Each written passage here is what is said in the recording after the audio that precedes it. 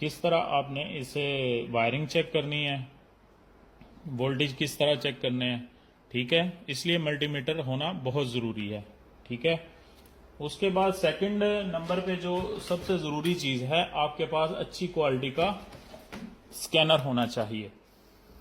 अगर आपके पास स्कैनर नहीं तो आप EFI गाड़ियों का काम नहीं कर सकते, ठीक है। इस टाइम जो मार्केट के अंदर टॉप क्वालिटी के ऊपर जा रहा है वो G-Scan 2 है। मैं भी ये G-Scan 2 यूज़ कर रहा हूँ, ठीक है। और आगे जब हम वीडियो बनाएंगे तो उसके अंदर एक G-Scan का अलग से मैं सेशन बताऊंगा, जिस सेशन के अंदर मैं G-Scan के बारे में कंप्लीट इन्फॉर्मेशन दूंगा कि आप इससे कौन कौन सी गाड़ियों का काम कर सकते हैं, क्या क्या फंक्शन है इसके अंदर, कौन कौन सी गाड़ियों की प्रोग्रामिंग हम इस स्कैनर से कर सकते हैं, वो एक अलग सेशन है। इस वीडियो में मैं सिर्फ ये बताऊंगा कि कौन कौन से टूल जरूरी हैं हमें EFI गाड़ियों के लिए।